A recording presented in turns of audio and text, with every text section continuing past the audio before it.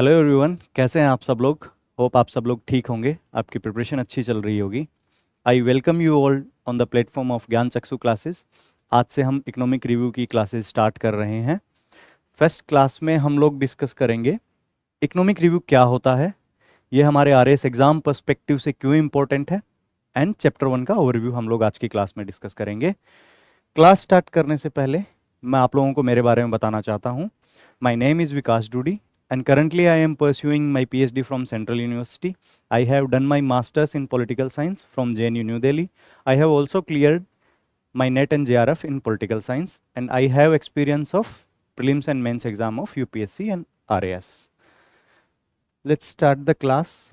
So class start करने से पहले हम लोग बेसिक इकोनॉमिक रिव्यू की क्लास स्टार्ट कर रहे हैं, तो हमें ये अंडरस्टैंडिंग होनी चाहिए कि इकोनॉमिक रिव्यू क्या होता है। जब हम बात करते हैं व्हाट इज इकोनॉमिक रिव्यू, जो इकोनॉमिक रिव्यू होता है वो एक गवर्नमेंट डॉक्यूमेंट होता है जो स्टेट की सोशियो इकोनॉमिक सिचुएशन को समराइज करके पिछले एक साल के अंदर जो भी चेंजेस हुए सोशियो इकोनॉमिक सिनेरियो के अंदर उनको रिप्रेजेंट करता है। वो कैसे बनाते हैं इस डॉक्यूमेंट को, जो directorate of economics and statistics है वो डाटा कैलकुलेट करता है वेरियस स्कीम से रिलेटेड, और उनको कंपाइल करके उनके जो फाइनल एनालिसिस होते हैं, फाइनल वैल्यूज होते हैं, उनको इकोनॉमिक सर्वे में रिप्रेजेंट किया जाता है। ये क्यों बनाया जाता है? इकोनॉमिक रिव्यू जो होता है उसको हम as a report card of government देख सकते हैं। जब हम बात करते हैं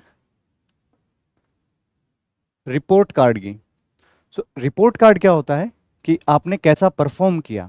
ये एज ए डॉक्यूमेंट जो है वो गवर्नमेंट ने पिछले एक साल में कैसा परफॉर्म किया, उनकी स्कीम्स या पॉलिसी जो थी उन्होंने कैसा परफॉर्म किया, ये उनका रिपोर्ट कार्ड होता है। जनरली इकोनॉमिक रिव्यू को एक और चीज के साथ अटैच करके देखा जाता है, वो है बजट। जब हम बात करते हैं बजट की, तो बजट जनरली एक पॉलिसी डॉक्यूमेंट होता है कि अपकमिंग 1 ईयर के अंदर गवर्नमेंट क्या क्या स्टेप्स लेगी for improvement of socio economic situation in the state. किन स्कीम्स पे कितना खर्च करेगी, किस सेक्टर में किस तरह की नई स्कीम्स लेके आएंगी, वो सारे प्रपोजल्स बजट में होते हैं। और एक साल खत्म होने के बाद उनका जो रिपोर्ट कार्ड होता है वो होता है इकोनॉमिक रिव्यू, कि कौन सी स्कीम्स पे कितना पैसा खर्च हुआ, उसका आउटकम क्या निकला, क्या क्या बेनिफिट्स हुए स्टेट के लोगों के लिए। जब हम बात करते हैं इकोनॉमिक रिव्यू में, इनमें जो भी चीज़ें कंटेंट होती हैं वो होती हैं मैक्रो इकोनॉमिक ट्रेंड्स या मैक्रो इकोनॉमिक ट्रेंड्स की। जब हम बात करते हैं तो उनके कुछ पैरामीटर्स हो गए, जैसे स्टेट डोमेस्टिक प्रोडक्ट, राज्य घरेलू उत्पाद, पर कैपिटा इनकम, प्रति व्यक्ति आय, ग्रोस फिक्स्ड कैपिटल फॉर्मेशन, सकल स्थायी पूंजी निर्माण, होलसेल प्राइस इंडेक्स, थोक मूल्य सूचकांक, कंज्यूमर प्राइस इंडेक्स, उपभोक्ता मूल्य सूचकांक। जब हम बात करते हैं मैक्रो इकोनॉमिक्स की, मैक्रो इकोनॉमिक्स को एक और टर्म होता है micro economics. Micro and macro में क्या डिफरेंस होता है? माइक्रो इकोनॉमिक्स जो होती है वो स्मॉल लेवल पे जो होती है, इकोनॉमिक पैरामीटर्स जो होते हैं स्मॉल लेवल पे, जैसे इंडिविजुअल लेवल की अगर हम बात करें, हम अपनी इकोनॉमिक्स को कैसे मैनेज करते हैं, हम अपनी इकोनॉमिक्स में जनरली कंसीडर करते हैं कि हमारा इनकम कितना है, हम कैसे कैसे किन किन चीज़ों पे कितना एक्सपेंडिचर कर पाएंगे, कौन से डिसीजंस हमें बाद में के लिए छोड़ने हैं और कौन से हमें इसी मंथ की इनकम में से एडजस्ट करने हैं। ये सारे जो डिसीजंस होते हैं वो माइक्रो लेवल के डिसीजंस होते हैं। लेकिन सारे इंडिविजुअल्स के या लार्जर एक स्टेट की पॉपुलेशन का, सब लोगों के जो एग्रीगेट जो इकोनॉमिक पैरामीटर्स की वैल्यू जो होती है, अगर उनको जोड़ के अगर कोई डाटा रिप्रेजेंट किया जाए या कंपाइल किया जाए तो वो मैक्रो इकोनॉमिक ट्रेंड कहलाया जाएगा। ये बेसिक ओवरव्यू हो गया इकोनॉमिक रिव्यू का कि इकोनॉमिक रिव्यू क्या होता है। अब हम डिस्कस करते हैं कि ये हमारी एग्जाम के लिए क्यों इंपॉर्टेंट है। पर्टिकुलरली ये क्लासेस आरएएस एग्जाम को टारगेट करते हुए बनाई जा रही हैं।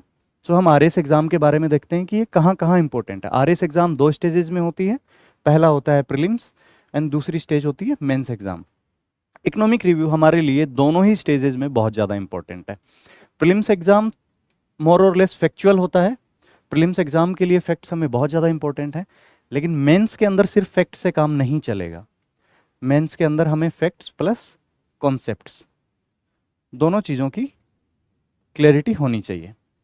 जब हम बात करते हैं प्रीलिम्स एग्जाम के बारे में कि फैक्चुअल ओरिएंटेड क्वेश्चंस जो हैं वो कैसे पूछे जाते हैं और प्रीवियसली कैसे पूछे गए हैं, हम देखेंगे कि एक क्वेश्चन पिछली एग्जाम में पूछा गया, which is the base year of Rajasthan general wholesale price index. तो यहाँ पे होलसेल प्राइस इंडेक्स का बेस ईयर पूछा गया है। एक क्वेश्चन और देखते हैं हम, growth rate of GSDP at constant prices for the year 2017-18। So यहाँ पे डायरेक्टली कांस्टेंट प्राइजेस पे ग्रोथ रेट पूछी गई है। सो इस तरह के फैक्चुअल क्वेश्चंस बहुत बार पूछे जाते हैं प्रीलिम्स के अंदर। सेकंड चीज, जब हम मेंस की बात करते हैं तो यहाँ पे जिस तरह के क्वेश्चंस आते हैं, अगर वो क्वेश्चन 2 मार्कर में से है, सो वो बहुत फैक्चुअल क्वेश्चन होगा जिसके हमें एकदम वन लाइनर या डाटा ओरिएंटेड आंसर देने होंगे। फॉर एग्जाम्पल यहाँ पे पूछा गया है प्रीवियस ईयर्स में, what was the per capita income of Rajasthan in 2010-11। ये एकदम डायरेक्ट फैक्चुअल ओरिएंटेड क्वेश्चन है। लेकिन जब हम कॉन्सेप्चुअल क्वेश्चंस की बात करते हैं तो इस तरह से पूछे जाते हैं, discuss the steps taken by government of Rajasthan for improving the skills of workers. So ये जो क्वेश्चन है कि राजस्थान गवर्नमेंट ने क्या स्टेप्स लिए हैं वर्कर्स की स्किल को इंप्रूव करने के लिए, यहाँ पे हमें सबसे पहले ये भी पता होना चाहिए कि राजस्थान में ओवरऑल जो लेबर हैं उनका सिनेरियो क्या है, उनका स्टेटस क्या है, उनका इनकम लेवल क्या है और उनकी स्किल्स का लेवल क्या है। फिर हमें इकोनॉमिक रिव्यू में जनरली हर सेक्टर वाइज हम स्कीम्स पढ़ते हैं, किस सेक्टर में या किस सेक्शन के लिए गवर्नमेंट ने कौन कौन सी स्कीम्स लॉन्च की हैं, उनकी कॉन्सेप्चुअल क्लैरिटी होनी चाहिए कि वो स्कीम्स क्यों लॉन्च की गई है, किन लोगों को टारगेट करने के लिए लॉन्च की गई है, कितने टाइम फ्रेम के लिए वो स्कीम लॉन्च की गई है और क्या एक्सपेक्टेशंस हैं उस स्कीम से कि क्या अचीव कर पाएंगे हम उस स्कीम से। सो ये हमारे लिए आरएस एग्जाम के लिए प्रीलिम्स एंड मेंस बोथ में बहुत ज़्यादा इंपॉर्टेंट हो जाता है। इसलिए एक चीज़ और है, आरएस एग्जाम में करंट अफेयर्स का एक काफ़ी अच्छा योगदान होता है, काफ़ी अच्छे क्वेश्चंस पूछे जाते हैं करंट अफेयर्स से। जब हम बात करते हैं करंट अफेयर्स की तो इकोनॉमी से रिलेटेड जितने भी करंट अफेयर्स के क्वेश्चंस होंगे वो सारे हमारे इकोनॉमिक रिव्यू से कवर हो जाएंगे।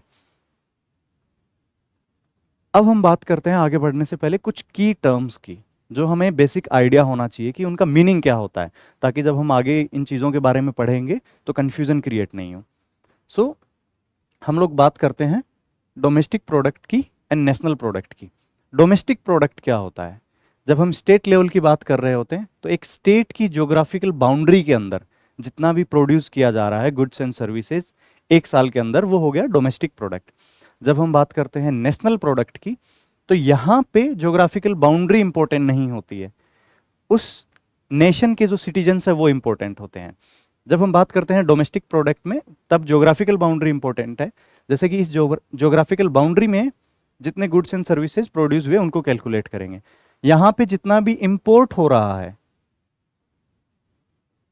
उसको हम कंसिडर नहीं करेंगे, क्योंकि इंपोर्ट जनरली दूसरी किसी कंट्री में या स्टेट के अंदर प्रोड्यूस हो रही है वो चीज़ और यहाँ पे कंज्यूम हो रही है।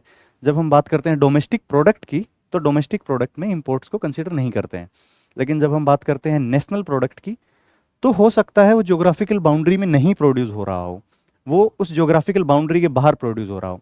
जैसे बहुत सारे इंडियन नेशनल्स ऐसे होंगे जो बहुत बहुत बहुत बाहर बहुत सारे इवेंट्स में परफॉर्म करने के लिए जाते हैं, वहाँ से उनके लिए रिवेन्यू जनरेट होता है।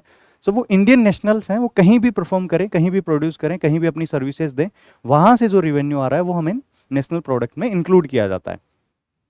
जब हम इंक्लूड करने की बात करते हैं तो net factor income from abroad उसको बोला जाता है।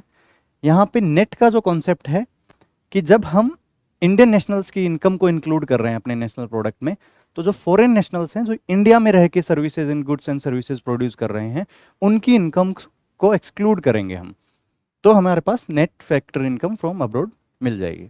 अब हम बात करते हैं कुछ कैलकुलेशंस हमें थ्रू आउट इकोनॉमिक रिव्यू के चैप्टर्स में देखने को मिलेगा कि कांस्टेंट प्राइजेस पे कैलकुलेटेड हैं, करंट प्राइजेस पे कैलकुलेटेड हैं। जब हम बात करते हैं current and constant prices, current prices वो होती हैं जो आज के मार्केट के अंदर प्रिवेलिंग प्राइजेस हैं। हम कोई भी चीज़ खरीदने जाते हैं उसकी जो आज के मार्केट में जितनी वैल्यू है या जितनी प्राइजेस हैं वो हो गई हमारी करंट प्राइजेस। जब हम बात करते हैं कांस्टेंट प्राइजेस की तो कांस्टेंट प्राइजेस के लिए एक रेफरेंस ईयर लिया जाता है। रेफरेंस ईयर कुछ भी हो सकता है, generally time to time update भी किया जाता है, लेकिन अभी राजस्थान में वो रेफरेंस ईयर है 2011-12। जब हम बात करते हैं कांस्टेंट प्राइजेस की तो 2011-12 में जो प्राइजेस थी उनके ऊपर जब हम वैल्यूज कैलकुलेट करेंगे जीडीपी की या जीवीए की तो वो हो जाएंगी कांस्टेंट प्राइजेस पे वैल्यूज। यहाँ पे एक चीज़ और देखनी है हमें कि बहुत बार हम देखेंगे real values and nominal values. जब हम बात करते हैं रियल एंड नॉमिनल वैल्यूज की तो जो कांस्टेंट प्राइजेस पे हम वैल्यूज कैलकुलेट करते हैं वो रियल वैल्यूज होती है, जो करंट प्राइजेस पे वैल्यू कैलकुलेट करते हैं वो नॉमिनल वैल्यूज बोला जाता है। नॉमिनल इसलिए उनको रियल इसलिए नहीं बोला जाता कि बहुत बार स्टेट के सोशल या पॉलिटिकल रीजन से या इकोनॉमिक रीजन से बहुत सारी चीज़ों की प्राइस वेरी करते हैं बहुत ज़्यादा। जैसे इन्फ्लेशन की वजह से बहुत ज़्यादा प्राइस वेरी हो गए। वो शॉर्ट टाइम पीरियड के लिए भी हो सकते हैं, लॉन्गर पीरियड के लिए भी हो सकते हैं, वो किसी स्पेसिफिक सिनेरियो से एसोसिएटेड हो सकते हैं। जैसे किसी चीज़ की कमी हो गई, सप्लाई चेन डिसरप्ट हो गई, तो उसकी वजह से जो प्राइस फ्लक्चुएशंस आता है, उसकी वजह से जो हम वैल्यूज़ कैलकुलेट करेंगे तो वो रियल वैल्यूज़ नहीं होंगी, वो रियल सिनेरियो नहीं होगा, इसलिए उसको नॉमिनल सिनेरियो कहा जाता है। एक कॉन्सेप्ट हम देखते हैं ग्रोस एंड नेट का। जब भी हम जीएसवीए या जीडीपी कैलकुलेट करते हैं तो उसके कैलकुलेट में अगर हम डेप्रिसिएशन को रिड्यूस करते हैं तो वो नेट कॉन्सेप्ट बन जाता है। डेप्रिसिएशन क्या होता है ये समझने के लिए हम एक बेसिक एग्जांपल लेते हैं कि एक इंसान है, या मान लो मैंने अभी कार खरीदी, आज कार की वैल्यू 10 लाख रुपए है। अब मैं उसको यूज कर रहा हूँ कम्यूट करने के लिए। 1 साल बाद उसकी वैल्यू घट जाएगी, 2 साल बाद और ज़्यादा घट जाएगी, 10 साल बाद उसकी वैल्यू सेम नहीं रहेगी। हर कुछ ना कुछ टाइम पीरियड में जैसे ही एक असेट का कंजम्पशन होता है या किसी भी हम मशीनरी को या एसेट को यूज़ करते हैं तो उसकी वैल्यू घटती जाती है, उसको डेप्रिसिएशन बोलते हैं, या फिर उसको कंजम्पशन ऑफ फिक्स्ड कैपिटल भी बोला जाता है। सो अगर हम ग्रोस वैल्यूज़ में से कंजम्पशन ऑफ फिक्स्ड कैपिटल या डेप्रिसिएशन को माइनस कर दें, जो हमारे पास वैल्यूज़ मिलेंगी उनको नेट वैल्यूज़ बोला जाएगा। अब हम बात करते हैं factor prices, factor cost, basic cost and market prices के बारे में, या factor prices, basic prices and market prices के बारे में। ये समझने के लिए हमें सबसे पहले समझना होगा कि कोई भी प्रोडक्शन होता है उसके कुछ फैक्टर्स होते हैं। फैक्टर्स ऑफ प्रोडक्शन क्या क्या होते हैं एक इकोनॉमी में?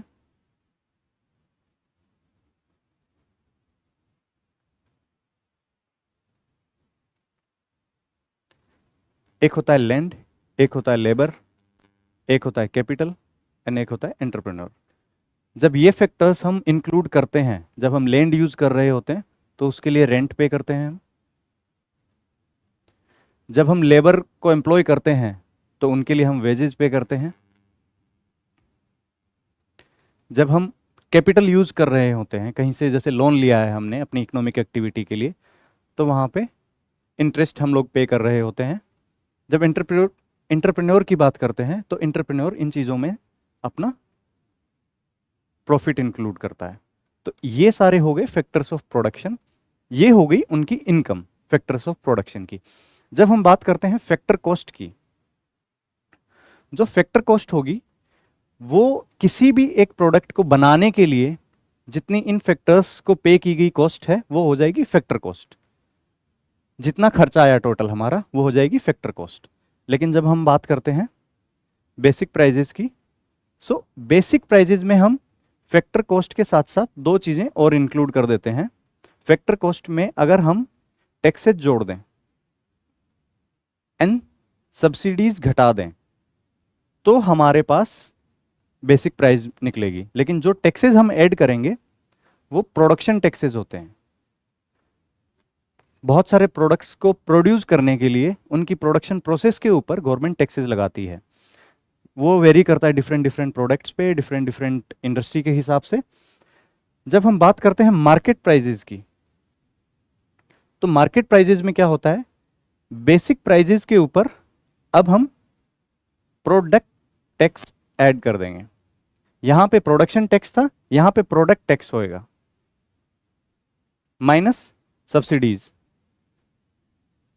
अब जब बेसिक प्राइजेस में हम प्रोडक्ट टैक्स ऐड कर देते हैं, जैसे कुछ प्रोडक्ट्स ऐसे हैं जिनको गवर्नमेंट प्रमोट नहीं करना चाहती, जैसे सिगरेट्स, पान मसाला, उन सब पे, या अल्कोहलिक बेवरेजेस हो गए, उन सब पे टैक्स हाई इंप्लीमेंट किया जाता है। सब्सिडीज उन प्रोडक्ट्स पे दिया जाता है जिनको गवर्नमेंट को लगता है कि एसेंशियल हैं एंड लार्ज सेक्शन के लिए अफोर्डेबल नहीं है। जैसे कुकिंग गैस सिलेंडर वगैरह पे सब्सिडी दी जाती थी, फर्टिलाइजर्स पे सब्सिडी दी जाती है। सो अगर हम बेसिक प्राइस के ऊपर प्रोडक्ट टैक्स जोड़ दें, सब्सिडीज को रिमूव कर दें, वो जो हमें प्राइस मिलेगी वो हो जाएगी मार्केट प्राइस। इसके बाद हम डिस्कस करते हैं जीएसडीपी क्या होता है। जीएसडीपी एक स्टेट का जीडीपी कहा जाता है। स्टेट का जीडीपी एक फाइनेंशियल ईयर के अंदर जो फाइनल जितने भी गुड्स एंड सर्विसेज प्रोड्यूस हुए हैं उनकी जो मॉनेटरी वैल्यू है उसको जीएसडीपी माना जाता है। जब हम बात करते हैं एनएसडीपी की या एनडीपी की, नेट स्टेट डोमेस्टिक प्रोडक्ट, या नेट डोमेस्टिक प्रोडक्ट की, तो हमने अभी देखा ग्रोस एंड नेट में जो डिफरेंस होता है कि जब हम डेप्रिसिएशन को रिमूव कर देते हैं तो हमें नेट वैल्यूज प्राप्त होती है। तो अगर जीडीपी में से हम डेप्रिसिएशन को रिमूव कर देंगे तो हमें एनडीपी की वैल्यू प्राप्त हो जाएगी। अब हम बात करते हैं जीवीए की या ग्रोस स्टेट वैल्यू एडिड की। जब हम बात करते हैं वैल्यू एडिशन की, तो जीवीए हमें ये शो करता है कि कौन कौन से डिफरेंट जो सेक्टर्स हैं उन्होंने कितना कंट्रीब्यूट किया स्टेट की इकोनॉमी में, डिफरेंट सेक्टर्स के द्वारा वैल्यू एडिशन कितना हुआ। वैल्यू एडिशन को समझने के लिए हम एक एग्जांपल से समझेंगे, उससे पहले हम समझने की कोशिश करते हैं कि डिफरेंट सेक्टर्स ऑफ इकोनॉमी क्या होते हैं। जब हम बात करते हैं डिफरेंट सेक्टर्स ऑफ इकोनॉमी की, तो जनरली 3 मेजर सेक्टर्स में डिवाइड किया जाता है इकोनॉमी को। प्राइमरी सेक्टर्स, जो एग्रीकल्चर से रिलेटेड एक्टिविटीज होती हैं उनको प्राइमरी सेक्टर में रखा जाता है, जैसे क्रॉप प्रोडक्शन हो गया, लाइव स्टॉक्स हो गया, फॉरेस्ट्री हो गया, फिशिंग हो गया। सेकेंडरी सेक्टर में इंडस्ट्री से रिलेटेड जो भी सर्विसेज, इंडस्ट्री से रिलेटेड जो भी एक्टिविटीज होती हैं उनको सेकेंडरी सेक्टर में कंसिडर किया जाता है, जैसे मैन्युफैक्चरिंग हो गया, माइनिंग हो गया, gas, electricity, water supply and other utility service activities. जब हम बात करते हैं टर्शरी सेक्टर की, तब उसमें सर्विसेज को इंक्लूड किया जाता है। सर्विसेज वो होती हैं जो प्राइमरी एंड सेकेंडरी सेक्टर को, जैसे यहाँ से प्रोड्यूस हुआ उसको मार्केट में ले जाने के लिए ट्रांसपोर्टेशन की सर्विस की ज़रूरत होगी, सो वो टर्शरी सेक्टर में आएगा। सर्विसेज ट्रांसपोर्टेशन की भी हो सकती हैं, फाइनेंशियल भी हो सकती हैं, ट्रेड रिलेटेड भी हो सकती हैं, कम्युनिकेशन सर्विसेज भी हो सकती हैं, ये सारा टर्शरी सेक्टर में इंक्लूड किया जाता है। तो ये बेसिक 3 सेक्टर्स का हम आगे कंट्रीब्यूशन देखेंगे कि कौन सा सेक्टर कितना कंट्रीब्यूट करता है अपने स्टेट की जीडीपी में। अब हम स्टार्ट करते हैं जीएसडीपी ऑफ राजस्थान से, राजस्थान का सकल राज्य घरेलू उत्पाद। जब हम बात करते हैं कि जीडीपी ऑफ ए स्टेट क्या होती है, तो हमें 3-4 चीज़ों का ध्यान रखना है। मॉनेटरी वैल्यू कैलकुलेट की जाती है जीडीपी के लिए। मॉनेटरी वैल्यू क्यों कैलकुलेट की जाती है? क्योंकि अदरवाइज हम जितना भी प्रोड्यूस कर रहे हैं उनकी जो एक्चुअल यूनिट्स ऑफ मेजरमेंट है उनमें उनको कैलकुलेट कर पाना मुश्किल है। इसको एक एग्जांपल से समझते हैं। मान लो एक इंसान है ए, वो 10 लीटर्स ऑफ मिल्क प्रोड्यूस करता है 1 साल के अंदर। एक इंसान है बी, वो 10 नोटबुक्स प्रोड्यूस करता है। अब जब हम बात करें कि इसने पूरे साल में 10 लीटर ऑफ मिल्क प्रोड्यूस किया, इसने 10 नोटबुक्स प्रोड्यूस की, जब हमसे कोई पूछे कि टोटल प्रोडक्शन कितना हुआ, अब ये सिर्फ हम 2 एग्जांपल्स ले रहे हैं, ऐसे बहुत सारी एक्टिविटीज होती हैं, सबके मेजरमेंट यूनिट्स अलग अलग होते हैं, किसी का लीटर में है, किसी का केजी में है, किसी का पर यूनिट में है, तो उनको एक कंपाइल करके टोटल प्रोडक्शन बता पाना मुश्किल होता है। इसलिए हम लोग क्या करते हैं कि मान लो मिल्क के रेट हैं 50 रुपीज़ पर लीटर, तो यहाँ की जो टोटल वैल्यू हो जाएगी वो हो जाएगी 500 रुपीज़। नोटबुक की वैल्यू मानते हैं हम 20 रुपीज़ पर नोटबुक या पर पीस, यहाँ की जो टोटल वैल्यू हो जाएगी वो हो जाएगी 200 रुपीज़। अब जब हम इनका टोटल कर लेंगे, इनका टोटल करना बहुत आसान है, हम डायरेक्टली बोल सकते हैं कि 700 रुपीज़ टोटल वैल्यू हो गई, तो वो हमारा हो जाएगा monetary value of goods and services produced.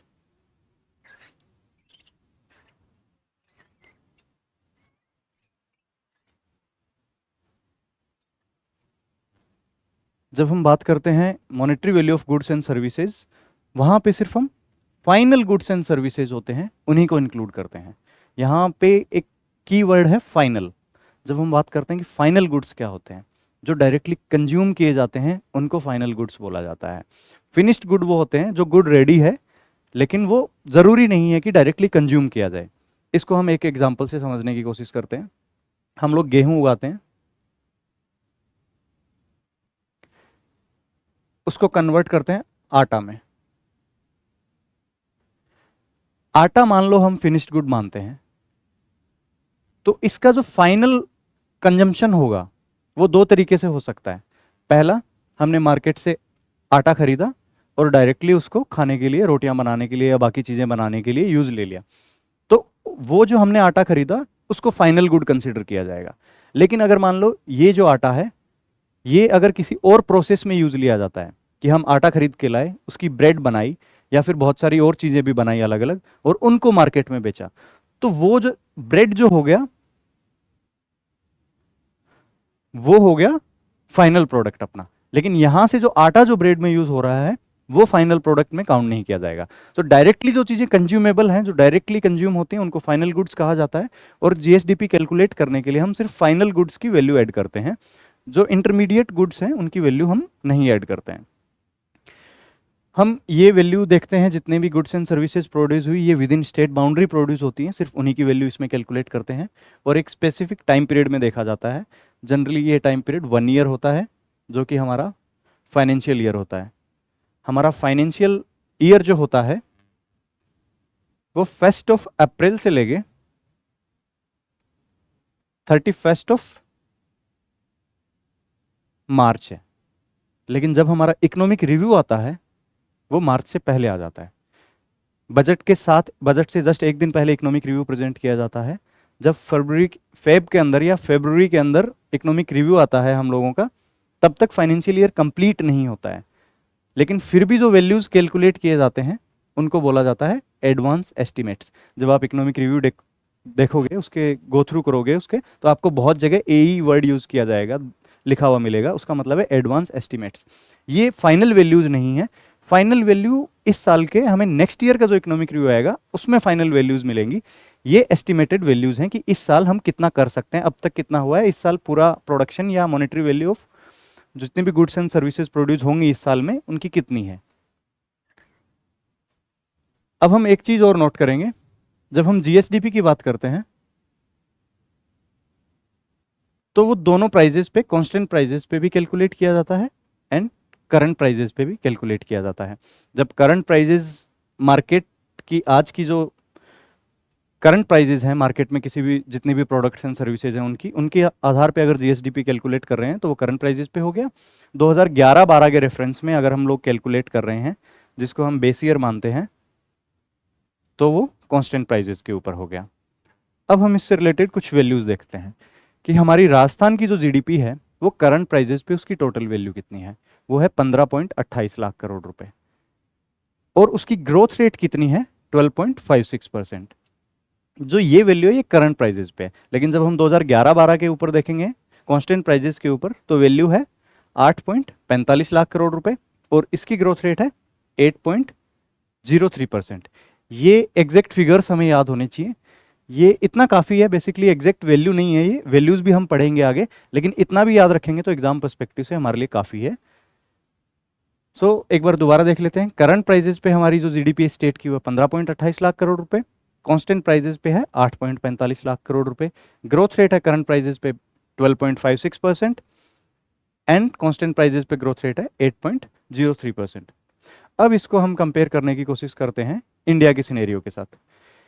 India की जीडीपी जो है करंट प्राइजेस पे वो है 295.36 लाख करोड़, 295.36 लाख करोड़।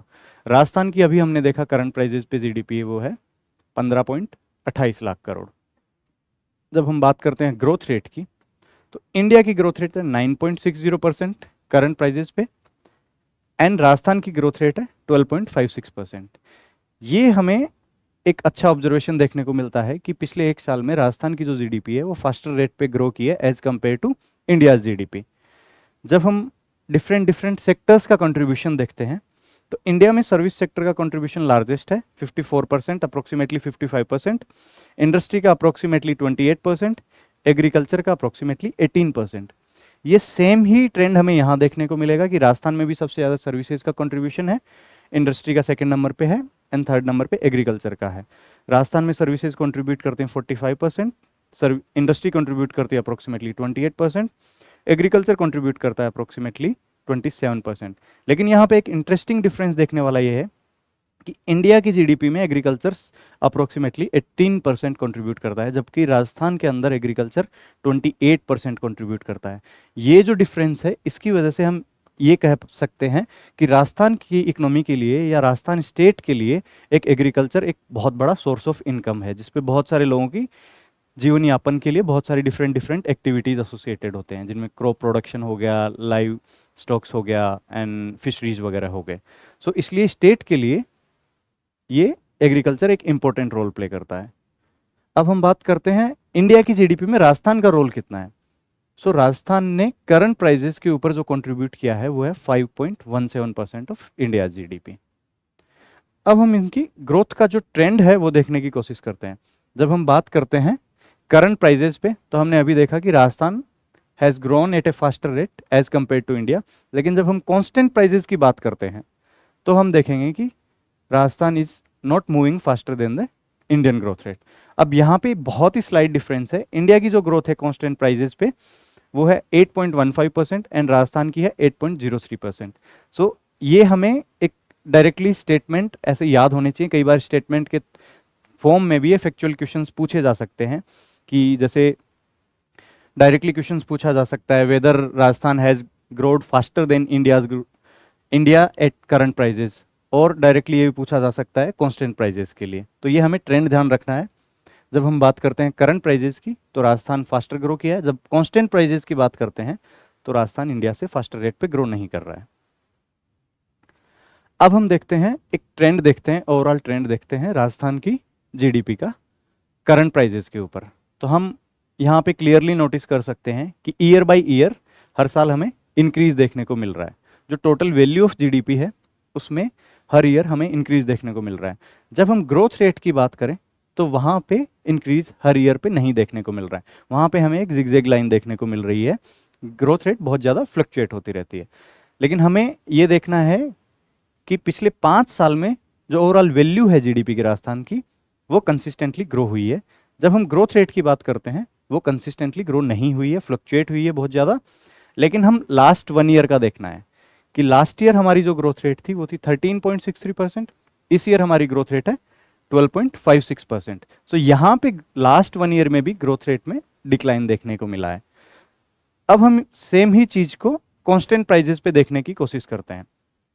तो यहाँ पे करंट प्राइजेस पे हमने देखा कि वैल्यू में पिछले 5 साल में कंसिस्टेंस ग्रोथ देखने को मिली है, लेकिन यहाँ पे ऐसा नहीं है। यहाँ पे हमें बीच में 1 साल में वैल्यू में भी स्टेट की जो जीडीपी है कांस्टेंट प्राइजेस पे उसकी वैल्यू में भी डिक्रीज देखने को मिला है। तो यहाँ पे कांस्टेंट इंक्रीज नहीं देखने को मिल रहा है। ग्रोथ रेट अगेन जिगजैग है, फ्लक्चुएट हो रही है। लेकिन यहाँ पे लास्ट 1 ईयर में जो ग्रोथ रेट है कांस्टेंट प्राइजेस के ऊपर उसमें भी हमें इंक्रीज देखने को मिल रहा है। जब हम बात कर रहे थे करंट प्राइजेस की हमने यहाँ पे डिक्रीज देखा है ग्रोथ रेट में, लेकिन जब हम बात करते हैं कांस्टेंट प्राइजेस की तो यहाँ पे हमें इंक्रीज देखने को मिलता है। पिछले साल ग्रोथ रेट थी 7.81% एंड इस ईयर है 8.03%। सो ये भी हमें एक ट्रेंड याद होना चाहिए।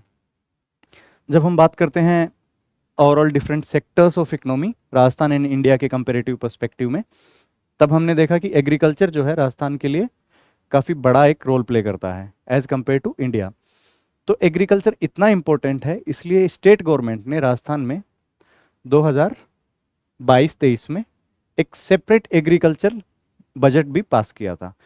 सेपरेट बजट का मतलब ये होता है कि वो एक गवर्नमेंट की प्रायोरिटी सेक्टर है। इस पे गवर्नमेंट अलग से डेडिकेटेड फोकस के साथ बहुत सारी स्कीम्स लाके एंड उस सेक्टर को प्रमोट करना चाह रही है। जैसे पहले इंडियन कॉन्टेक्स्ट के अंदर एक रेलवे बजट सेपरेट से पेश किया जाता था, लेकिन बाद में उसको जनरल बजट के साथ ही मर्ज कर दिया गया। वैसे ही राजस्थान में कभी एग्रीकल्चर का सेपरेट बजट नहीं हुआ, लेकिन 2022-23 में ये एक फैक्चुअल इन्फॉर्मेशन है, प्रीलिम्स में भी पूछी जा सकती है कि सेपरेट बजट 2022-23 में राजस्थान गवर्नमेंट ने प्रेजेंट किया था। अब हम बात करते हैं जीएसवीए की, ग्रोस स्टेट वैल्यू एडेड या फिर सकल राज्य मूल्यवर्धन। जब हम डिफरेंट सेक्टर्स ऑफ इकोनॉमी की बात करते हैं, उन्होंने कितना वैल्यू ऐड किया, कितना कंट्रीब्यूट किया डिफरेंट सेक्टर्स ने इकोनॉमी के अंदर, उसके लिए हम जीएसवीए का यूज करते हैं। जीएसवीए क्या होता है कि total value added by different sectors of economy. इसको कैलकुलेट करने के लिए क्या यूज किया जाता है, जो टोटल हमारा आउटपुट है उसमें जितनी इनपुट कॉस्ट थी उसको अगर रिड्यूस कर दें तो हमारे पास जीएसवीए की वैल्यू मिल जाती है। इसको एक एग्जांपल से समझने की कोशिश करते हैं कि वैल्यू एडेड होता क्या है, एक्चुअल में वैल्यू एडिशन क्या होता है। जैसे हम कंसिडर करते हैं कि वीट है, उसकी प्राइस मानते हैं हम 5 रुपये पर केजी। उसको अगर हम आटे में कन्वर्ट करते हैं उसकी प्राइस मानते हैं हम 10 रुपये पर केजी, और अगर उससे ब्रेड बनाते हैं तो उसकी प्राइस मानते हैं हम 20 रुपये पर केजी। सो जब हम बात करते हैं आउटपुट माइनस इनपुट की, तो आउटपुट अगर ब्रेड है तो उसमें इनपुट कितना गया, 10 रुपये पर केजी के हिसाब से आटा गया, ब्रेड 20 रुपये का पैकेट बना। सो 20 रुपये में से जब हम 10 घटा देंगे तो जो यहाँ पे वैल्यू एडिशन हुआ है वो है 10 रुपये का। यहाँ पे जब हम बात करते हैं कि वीट को कन्वर्ट करने में, गेहूं को आटे में कन्वर्ट करने में कितना वैल्यू एडिशन हुआ है, तो यहाँ पे 5 रुपए का वैल्यू एडिशन हुआ है। तो हमारा जो टोटल वैल्यू एडिशन हो गया वो हो गया 15 रुपए का, कि इस साल में जो ये पर्टिकुलर एक्टिविटी थी इसमें 15 रुपए का वैल्यू एडिशन हुआ है। अब ये हम क्यों कैलकुलेट करते हैं, इसकी इंपॉर्टेंस क्या है, ये समझने के लिए हमें ये देखना पड़ेगा कि जो ग्रोस वैल्यू एडेड होती है वो जीडीपी में से अगर हम टैक्सेस घटा दें, सब्सिडीज ऐड कर दें, तो हमें ग्रोस वैल्यू एडेड मिल जाती है। इसको हम अदर वे अराउंड देखने चाहें कि जीडीपी क्या होती है, यहाँ पे जीडीपी हो जाएगी जितनी ग्रोस वैल्यू ऐड हुई इकोनॉमी में, उसमें से अगर हम टैक्सेस ऐड कर देंगे एंड सब्सिडीज को सब्सट्रैक्ट कर देंगे, तो हमें जीडीपी की वैल्यू मिल जाएगी। लेकिन अब इसको समझने की कोशिश करते हैं कि जीवीए इतना इंपॉर्टेंट क्यों है। मान लो 100 रुपीज़ का वैल्यू एडिशन था, गवर्नमेंट ने 20 रुपये उस पर टैक्स लगाए एंड 10 रुपये की सब्सिडीज दी। अब यहाँ पे हम देखेंगे जो टोटल जीडीपी की वैल्यू आ गई वो आ गई 110 रुपीज़, 110 रुपये। अगर गवर्नमेंट टैक्सेस बढ़ा दे, मान लो नेक्स्ट ईयर भी हमारा जो वैल्यू एडिशन था वो 100 रुपीज़ था, गवर्नमेंट ने टैक्सेस बढ़ा के कर दिए 70 रुपये और सब्सिडी दी 20 रुपये की, तो यहाँ पे जो हमारी जीडीपी की वैल्यू निकल के आई वो हो जाएगी 150 रुपये।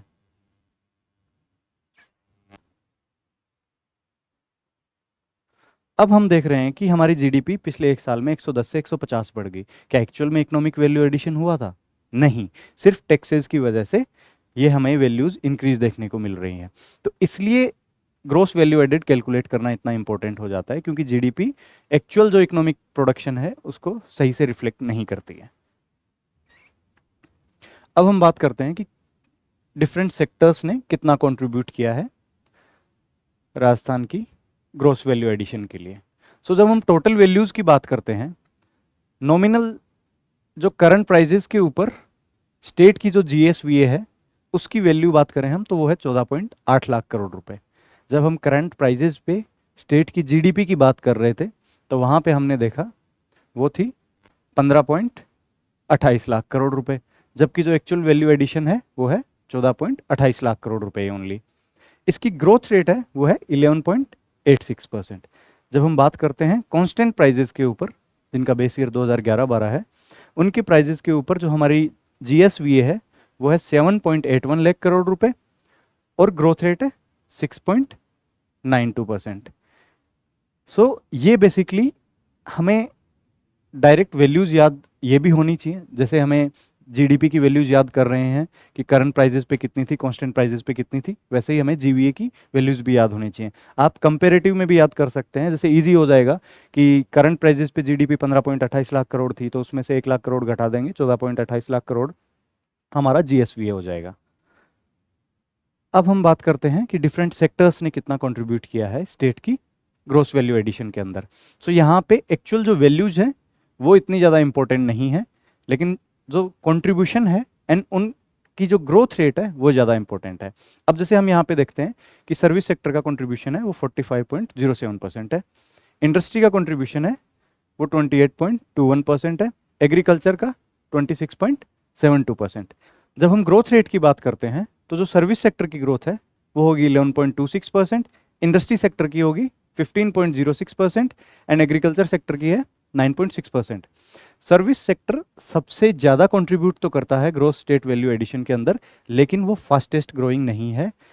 सबसे ज़्यादा जो ग्रोथ हुई है वो हुई है एग्रीकल्चर के, सबसे ज़्यादा जो ग्रोथ हुई है वो हुई है इंडस्ट्री सेक्टर के अंदर, अप्रोक्सीमेटली 15%।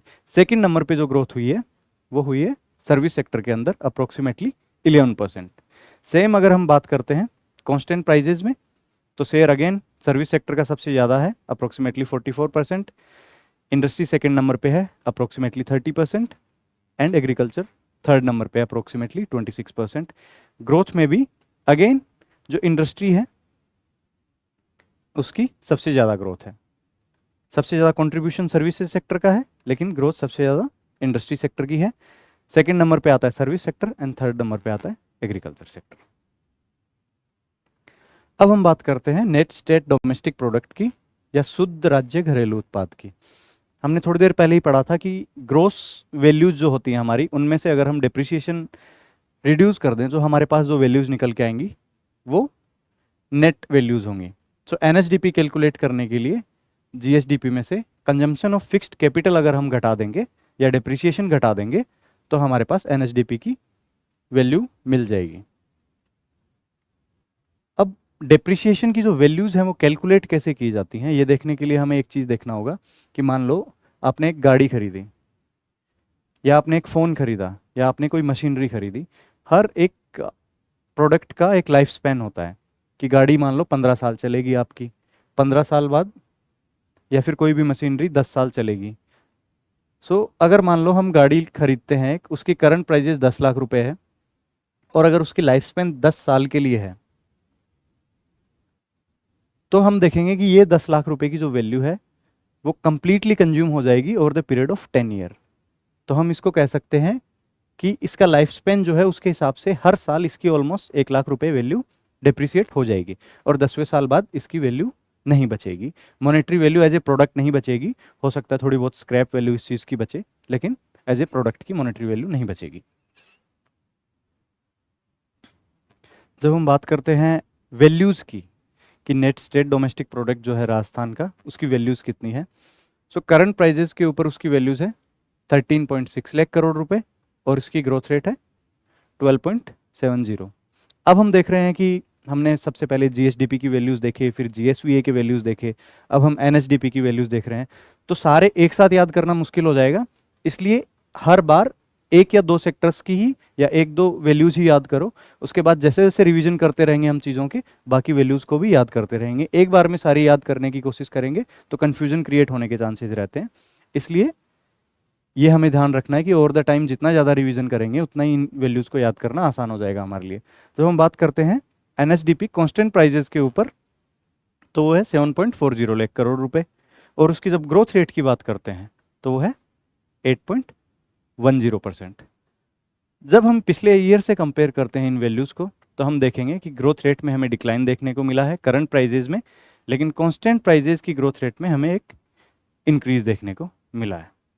ये ट्रेंड्स भी बेसिकली हमें स्टेटमेंट्स के रूप में याद रखने होने चाहिए कि क्या क्या चेंजेज हुआ है, फ्लक्चुएशंस में ग्रोथ हुई है या फिर स्लो हुआ है। वो डायरेक्टली स्टेटमेंट के फॉर्म्स में पूछे जा सकते हैं। अब हम बात करते हैं पर कैपिटा इनकम।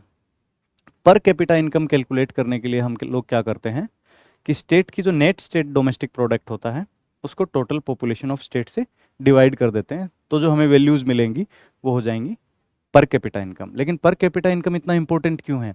क्योंकि पर कैपिटा इनकम जो होता है वो एक लिविंग स्टैंडर्ड को मेजर करने के लिए, या स्टेट की जितनी भी पॉपुलेशन है उसकी वेलबींग को मेजर करने का एक पैरामीटर माना जाता है कि जितनी ज़्यादा इनकम होगी लोगों की उतनी ज़्यादा वो प्रोडक्ट्स अफोर्ड कर पाएंगे या सर्विसेज अफोर्ड कर पाएंगे, जितनी कम होगी उसलिए उनके लिए उतना ही मुश्किल होगा।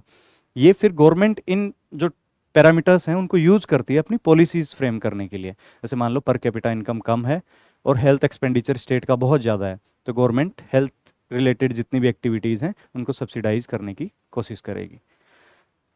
अब हम बात करते हैं पर कैपिटा इनकम की वैल्यूज़ की। राजस्थान की जो पर कैपिटा इनकम है करंट प्राइजेस के ऊपर वो है 1,67,964, लेकिन इंडिया लेवल पे जो पर कैपिटा इनकम है करंट प्राइजेस के ऊपर वो है 1,84,205 रुपीज़। जब हम बात करते हैं ग्रोथ रेट की, तो इंडिया लेवल पे ग्रोथ रेट है 8.68%, राजस्थान लेवल पे ग्रोथ रेट है 11.49%। यहाँ पे हमें अगेन एक ट्रेंड देखने को मिल रहा है कि जो पर कैपिटा इनकम में करंट प्राइजेस के ऊपर जो ग्रोथ रेट है वो राजस्थान की ज़्यादा है as compare to India's growth rate. अब हम बात करते हैं कांस्टेंट प्राइजेस पे। कांस्टेंट प्राइजेस पे इंडिया की जो पर कैपिटा इनकम है वो है 1,06,744 रुपीज़, जबकि राजस्थान की है 90,831 रुपीज़। जब यहाँ पे भी हम ग्रोथ रेट देखते हैं तो यहाँ पे इंडिया लेवल पे ग्रोथ रेट है 7.38% एंड राजस्थान लेवल पे ग्रोथ रेट है 6.49%। यहाँ भी एक अगेन ट्रेंड ऑब्जर्व करेंगे हम लोग कि यहाँ पे राजस्थान की जो ग्रोथ रेट है वो कम है एंड इंडिया की जो ग्रोथ रेट है वो ज़्यादा है। जनरली हमने पिछले सेक्शंस में भी ये देखा है कि जब हम करंट प्राइजेस की बात कर रहे होते हैं, जैसे हमने जीएसडीपी में देखा था जब जीडीपी को कंपेयर कर रहे थे इंडिया की जीडीपी के साथ।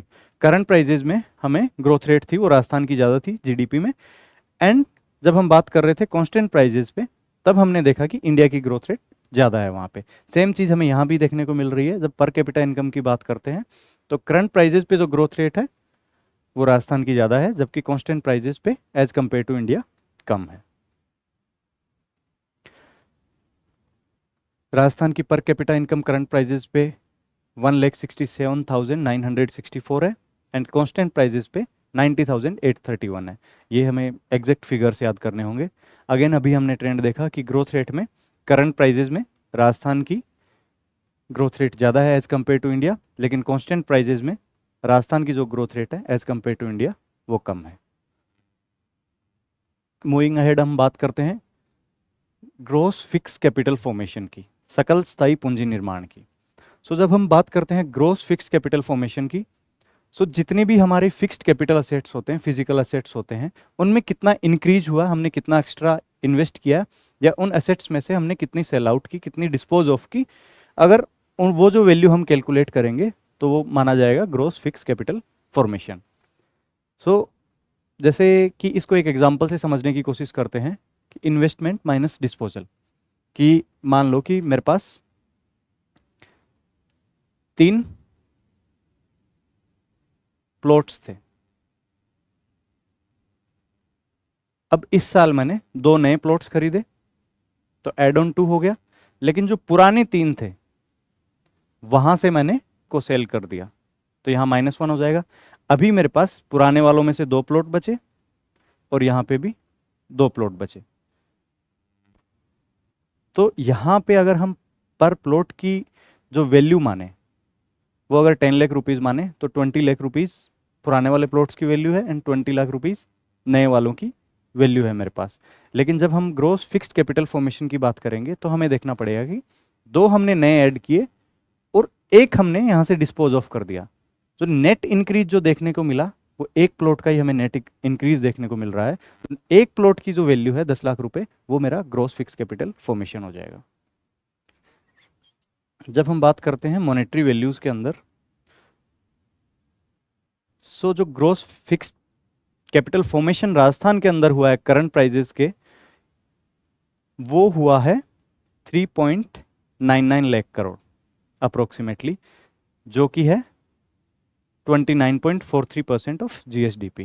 लेकिन यहाँ पे हमें एक चीज़ और याद रखनी है कि ये जो वैल्यूज़ हैं ये 2023-24 के लिए नहीं है। अभी तक हम जितनी भी वैल्यूज़ पढ़ रहे थे पीछे इकोनॉमिक रिव्यू में वो सारी 23-24 से रिलेटेड थी।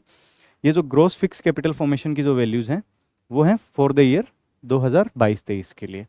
इनकी जो एग्जैक्ट वैल्यू है वो है 3.99 लाख करोड़ और ऑलमोस्ट 29% ऑफ स्टेट की जीएसडीपी में कंट्रीब्यूट करता है। इसमें जो ग्रोथ हुई है वो हुई है 12.78% की। अब हम बात करते हैं कि जो ग्रोस फिक्स कैपिटल फॉर्मेशन हुई है उसमें कौन से सेक्टर का कितना कंट्रीब्यूशन है।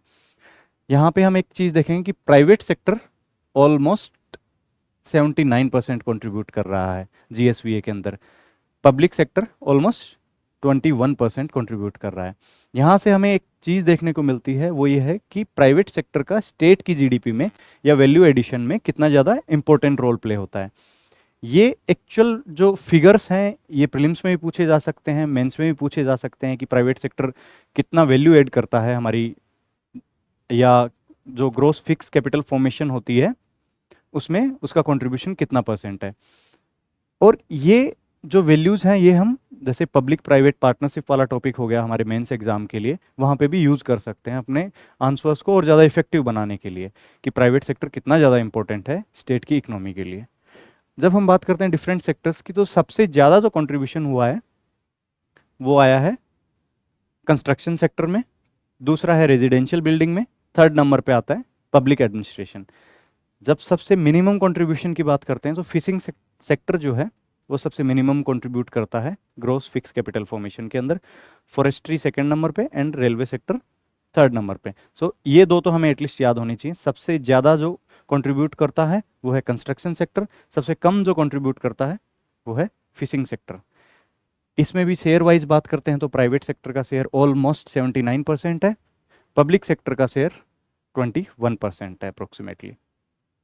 अब हम इसके ट्रेंड की बात करते हैं तो हम देखेंगे कि पिछले 5 सालों में जो वैल्यू एडिशन या ग्रोस फिक्स कैपिटल फॉर्मेशन जितना भी हुआ है उसका जो ट्रेंड है वो जिगजैग पैटर्न में देखने को मिल रहा है। हमें यहाँ से यहाँ इंक्रीज देखने को मिला, फिर यहाँ पे हमें फिर से डिक्रीज देखने को मिला एक बार, और फिर 2 साल कंटिन्यूसली इंक्रीज देखने को मिला। लेकिन एक इंटरेस्टिंग चीज़ है, जब हम private sector and public sector को देखेंगे तो हर साल प्राइवेट सेक्टर का कंट्रीब्यूशन पब्लिक सेक्टर से बहुत ज़्यादा होता है। ये अगेन हमें रिफ्लेक्ट करता है कि प्राइवेट सेक्टर कितना ज़्यादा इंपॉर्टेंट है। अब हम बात करते हैं कुछ प्राइस स्टेटिस्टिक्स की। जब हम बात करते हैं गुड्स एंड सर्विसेज की इकोनॉमी के अंदर, स्टेट के अंदर, तो उनकी प्राइजेस बहुत सारे रीजन से वेरी करती रहती हैं। जैसे सोशल रीजन्स भी हो सकते हैं, पॉलिटिकल रीजन्स भी हो सकते हैं, इकोनॉमिक रीजन्स भी हो सकते हैं। जैसे इकोनॉमिक रीजन्स की अगर हम बात करते हैं तो किसी प्रोडक्ट की अगर डिमांड एंड सप्लाई वेरी करती है तो उसकी जो प्राइजेस हैं वो भी चेंज होने लग जाएंगे। और इन प्राइजेस को ट्रैक करने के लिए हम लोग कुछ प्राइस इंडेक्सेस का यूज़ करते हैं। Generally wholesale price index and consumer price index को यूज़ किया जाता है इन प्राइजेस के मूवमेंट को ट्रैक करने के लिए। लेकिन ये क्यों ट्रैक करनी ज़रूरी है? क्योंकि जो स्टेट गवर्नमेंट की जो पॉलिसीज़ होती हैं वो अगेन इस डेटा को यूज़ करके बहुत सारी चीज़ों को अफोर्डेबल बनाने के लिए, मान लो जैसे मार्केट के अंदर प्याज की सप्लाई बंद हो गई है या कम हो गई किसी भी रीज़न से, तो मार्केट में प्याज की प्राइजेस बहुत हाइक हो गए हैं, अनअफोर्डेबल हो गया है। जैसे देखते हैं कभी कभी कोई भी एक पर्टिकुलर प्रोडक्ट 200 रुपये, 300 रुपये पर केजी, 500 रुपये पर केजी तक पहुंच जाता है, जबकि नॉर्मली उसकी मार्केट में जो प्राइस होती है वो 20-30-50 रुपये पर केजी तक होती है। ऐसी सिचुएशन में गवर्नमेंट पॉलिसी मेजर्स को यूज़ करके उनकी प्राइजेस को कम करने की कोशिश करती है ताकि जो पॉपुलेशन है स्टेट की वो उन चीज़ों को अफोर्ड कर पाए। जब हम बात करते हैं WPI की तो वो होता है होलसेल प्राइस इंडेक्स। ये ट्रैक करता है प्रोडक्ट्स के प्राइजेस एट होलसेल लेवल पे। जब CPI की बात करते हैं, कंज्यूमर प्राइस इंडेक्स, तो वो रिटेल प्राइजेस को ट्रैक करता है कि हम जो लोग जाके डायरेक्टली जो भी प्रोडक्ट कंजम्पशन के लिए खरीद के लेके आते हैं, जिस शॉप से या किसी भी एक शॉपिंग मॉल से जो चीज़ें खरीद रहे होते हैं डायरेक्ट कंजम्पशन के लिए, वो हम खरीद रहे होते हैं रिटेल प्राइजेस के ऊपर, वो डायरेक्टली कंज्यूमर को इम्पेक्ट करती हैं। तो ये CPI जो इंडेक्स है वो डायरेक्टली कंज्यूमर पे प्राइस फ्लक्चुएशंस की वजह से कितना इम्पैक्ट है वो ट्रैक करने के लिए CPI इंडेक्स यूज़ किया जाता है। अब हम बात करते हैं कि WPI इंडेक्स एक्चुअल में है क्या। होलसेल प्राइस इंडेक्स अभी हमने देखा कि होलसेल प्राइजेस को ट्रैक करता है। ये कंप्रिहेंसिव इंडेक्स है, मतलब काफ़ी जनरली हम एक चीज़ देखते हैं कि जब भी हम शॉपिंग करने जाते हैं, अगर हम एक लिस्ट बना के लेके जाते हैं तो मोस्ट ऑफ द आइटम्स, हम कितने आइटम्स खरीद के लाते हैं घर में, अगर साल भर के भी आइटम्स खरीद के हम लाते हैं या फिर कुछ महीने का भी अगर आइटम्स खरीद के लाते हैं, जनरली 10, 20, 50, ठीक है, इतने ही आइटम हमें एक बार शॉपिंग लिस्ट में लेके जाते हैं और इतने ही खरीद के लाते हैं। लेकिन इस लिस्ट में ऑलमोस्ट 154 कमोडिटीज़ को इंक्लूड किया जाता है। ये ऑलमोस्ट बहुत कॉम्प्रिहेंसिव इंडेक्स है, इसमें बहुत ज़्यादा कमोडिटीज़ को इंक्लूड किया जाता है। अब हम देखेंगे कि इसमें एक चीज़ मिसिंग है, सिर्फ कमोडिटीज़ इंक्लूडेड हैं। जो सर्विसेज जो हैं वो होलसेल प्राइस इंडेक्स में काउंट नहीं की जाती हैं, सिर्फ गुड्स जो हैं उनको कैलकुलेट किया जाता है और 154 गुड्स को ट्रैक किया जाता है। ये बहुत सारे गवर्नमेंट इंस्टीट्यूशंस द्वारा या फाइनेंशियल इंस्टीट्यूशन द्वारा यूज़ की जाती है कुछ डिसीजंस लेने के लिए, डिसीजंस इंप्लीमेंट करने के लिए। ये जनरली ग्लोबल लेवल पे भी बहुत सारी कंट्रीज़ द्वारा यूज़ किया जाता है प्राइस मूवमेंट को ट्रैक करने के लिए। तो ये हमें हेल्प करती है कंपेरेटिव स्टडी कि किसी और नेशन में पर्टिकुलर टाइम पीरियड में जो प्राइजेस चेंज हुए वो कितने थे और हमारे नेशन में कितने थे। ये जो इंडेक्स प्रिपेयर की जाती है इसका बेस ईयर है और ये एक बहुत इम्पोर्टेंट पॉइंट है, ये हमें अच्छे से याद कर लेना चाहिए क्योंकि यहाँ पे राजस्थान का बेस ईयर अलग है होलसेल प्राइस इंडेक्स का एंड इंडिया का बेस ईयर अलग है। राजस्थान के लिए जो बेस ईयर है वो 99-2000 है एंड इंडिया का जो बेस ईयर है वो 2011-12 है। ये डिफरेंस हमें एग्जैक्टली याद रखना चाहिए। ये जो प्रिपेयर किसके द्वारा की जाती है, ये index directorate of economics and statistics है, वो इस इंडेक्स को प्रिपेयर करता है। ये जो डायरेक्टरेट बॉडी है ये 1957 से वीकली बेसिस के ऊपर डाटा कलेक्ट करता है मार्केट से होलसेल प्राइजेस का 154 कमोडिटीज़ का, और मंथली बेसिस पे होलसेल प्राइस इंडेक्स को प्रिपेयर किया जाता है।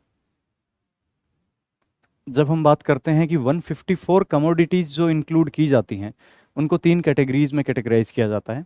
प्राइमरी आर्टिकल्स जिनका नंबर है 75, मैन्युफैक्चर्ड प्रोडक्ट्स जिसका नंबर है 69, fuel, power, light and lubricants जिनका नंबर है 10। जब हम नंबर ऑफ आर्टिकल्स की बात करते हैं या नंबर ऑफ कमोडिटीज़ की जब हम बात करते हैं, सबसे ज़्यादा कमोडिटीज़ प्राइमरी आर्टिकल्स में आती हैं, सेकेंड नंबर पे मैन्युफैक्चर्ड प्रोडक्ट में है, थर्ड नंबर पे fuel, lubricant, light and power में आते हैं। जब हम वेटेज की बात करते हैं तो सबसे ज़्यादा जो वेटेज है वो मैन्युफैक्चर्ड प्रोडक्ट्स का है। यहाँ पे हमने अभी देखा कि मैन्युफैक्चर्ड प्रोडक्ट्स का नंबर जो है वो प्राइमरी आर्टिकल से कम है, लेकिन वेटेज जो है वो सबसे ज़्यादा मैन्युफैक्चर्ड प्रोडक्ट्स का है, सेकंड नंबर पे प्राइमरी आर्टिकल्स का है, थर्ड नंबर पे fuel, power, light and lubricants का है। जब हम इनमें वेरिएशन देखें कि कितना चेंज हुआ है, सबसे ज़्यादा जो वेरिएशन हुआ है वो हुआ है प्राइमरी आर्टिकल्स में। हम यहाँ पे एक चीज़ देख पाएंगे कि सभी जो कैटेगरीज हैं उनमें जो वेरिएशन है वो लेस देन 1% है, लेकिन जो प्राइमरी आर्टिकल्स का है वो सबसे ज़्यादा है। And fuel, power, light and lubricant का वो है वो सबसे कम है। एंड ओवरऑल जो वेरिएशन हुआ है पूरी इंडेक्स के अंदर वो है 0.54%। अब हम बात करते हैं कि जो राजस्थान की WPI इंडेक्स की जो वैल्यू है वो है 387.90। अभी हमने देखा इसमें जो इंक्रीज हुआ है, ग्रोथ हुई है टोटल वैल्यू में, वो है 0.5%। बहुत ही नॉमिनल सा चेंज है। लेकिन जब हम इंडिया लेवल की बात करते हैं तो हम देखेंगे कि 2022 एंड 23 में जो इंडेक्स की वैल्यू थी वो कांस्टेंट रही है, उसमें कोई चेंज हमें देखने को नहीं मिला है, और राजस्थान के अंदर एक नॉमिनल चेंज हमें देखने को मिला है। अब हम बात करते हैं कंज्यूमर प्राइस इंडेक्स की। अभी हमने देखा कि कंज्यूमर प्राइस इंडेक्स जो है वो रिटेल लेवल पे प्राइजेस को ट्रैक करता है। इसमें गुड्स एंड सर्विसेज दोनों इंक्लूड की जाती हैं। WPI में सिर्फ कमोडिटीज या सिर्फ गुड्स यूज़ किए जाते थे, यहाँ पे दोनों चीज़ यूज़ की जाती हैं। ये इंसान की जो रियल परचेजिंग पावर है या कंज्यूमर्स की जो रियल परचेजिंग पावर है उसको डायरेक्टली मॉनिटर करने में हेल्प करती है। ये उर्जित पटेल कमेटी द्वारा रिकमेंड की गई थी। ये भी जनरली मंथली बेसिस पे कैलकुलेट की जाती है। जब हम CPI की बात करते हैं तो 4 डिफरेंट तरह के CPI जो हैं कंज्यूमर प्राइस इंडेक्स वो प्रिपेयर किए जाते हैं।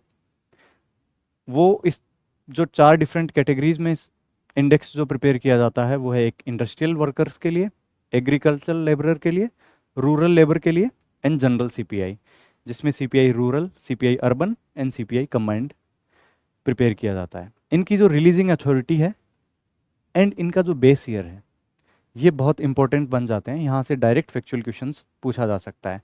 यहाँ पे जो इंडस्ट्रियल वर्कर हैं, एग्रीकल्चरल लेबरर हैं एंड रूरल लेबर के लिए जो रिलीजिंग अथॉरिटी है वो है लेबर ब्यूरो चंडीगढ़। इसको सिंपली इस तरह से याद कर सकते हैं, इंडस्ट्रियल वर्कर या जो लेबर हैं उनके लिए लेबर ब्यूरो प्रिपेयर करता है ये चीज़। जो जनरल CPI है वो NSO प्रिपेयर करता है, NSO दिल्ली प्रिपेयर करता है। बेस ईयर भी इनका डिफरेंट है। बेस ईयर इंडस्ट्रियल वर्कर का 2016 है, रूरल लेबर का एंड एग्रीकल्चर लेबर का जो है वो 1986-87 है, एंड जनरल CPI की जब हम बात करते हैं तो 2012 है। ये भी डायरेक्ट फैक्चुअल डाटा हमें याद होना चाहिए। अब हम बात करते हैं कि जो CPI एक इंडस्ट्रियल वर्कर है, जो CPI इंडस्ट्रियल वर्कर के लिए जो कैलकुलेट की जाती है वो इन डिफरेंट अलग अलग CPI को कैटेगराइज करने की ज़रूरत क्यों पड़ी। तो हमें इसे समझने के लिए देखना पड़ेगा कि जो जिस तरह का इकोनॉमिक एक्टिविटी कर रहे हैं, जैसे इंडस्ट्रियल वर्कर्स हैं वो डिफरेंट तरह के गुड्स एंड सर्विसेज कंज्यूम करते हैं। जैसे एग्रीकल्चर लेबरर है वो डिफरेंट तरह की गुड्स एंड सर्विसेज कंज्यूम करते हैं। जैसे एग्रीकल्चर वाला इंसान कोई इक्विपमेंट खरीदने जा रहा है तो वो मोर एंड लेस रिलेटेड होगा एग्रीकल्चर से रिलेटेड। अगर इंडस्ट्रियल लेबर है वो अगर कोई इक्विपमेंट खरीद रहा है अपने यूज़ के लिए तो वो इंडस्ट्री में यूज़ में लेने के लिए खरीदना पड़ेगा। तो उनकी जो बास्केट है वो अलग अलग हो जाएंगी।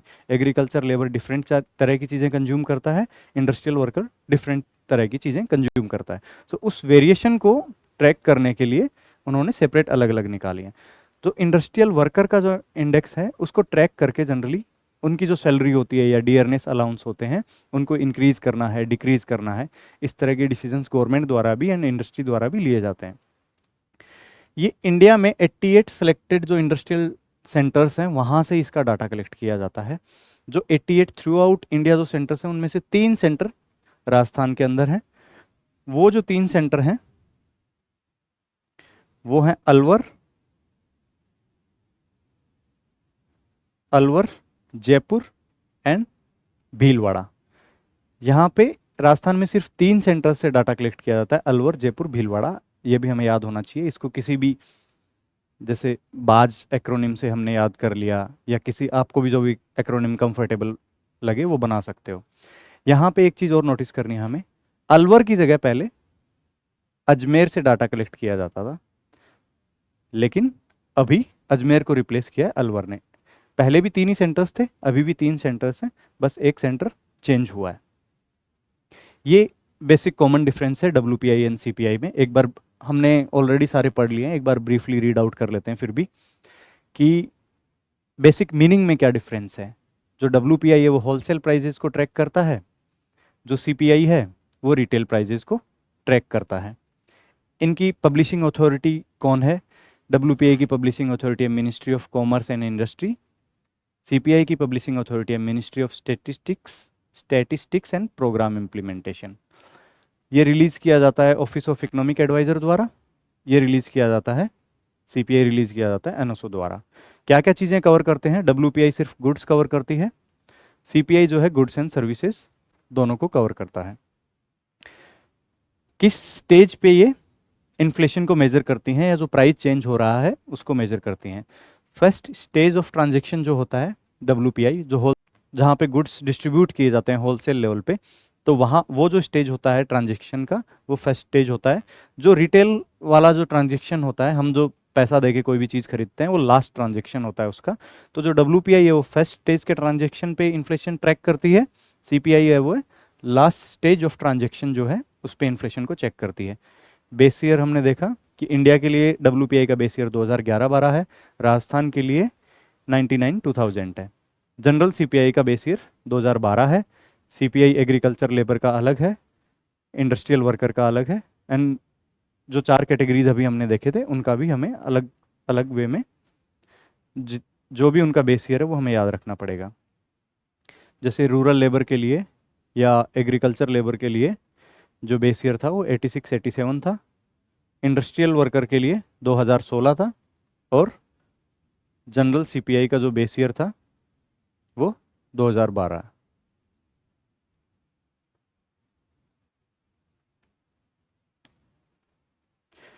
एंड जो WPI है वो मेनली फोकस करता है कि प्राइस चेंज जो बिजनेस हाउसेस के बीच में, जैसे कोई प्रोड्यूसर है वो होलसेलर को बेचकर प्रोडक्ट्स बेच रहा है, तो वहाँ पे जो प्राइस चेंज है वो WPI ट्रैक करता है।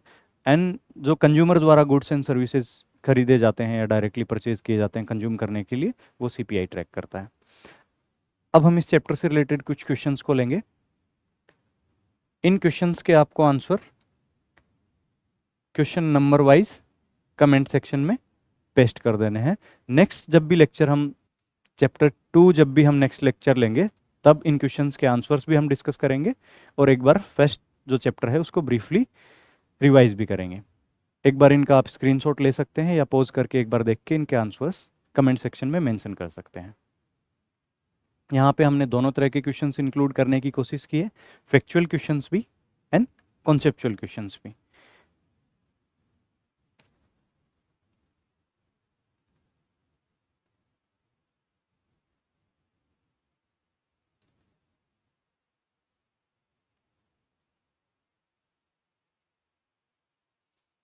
ये टोटल 16 क्वेश्चंस हमने इसी चैप्टर से रिलेटेड प्रिपेयर किए हैं। मोस्ट ऑफ द क्वेश्चंस के आंसर आपको इसी वीडियो में मिल जाएंगे।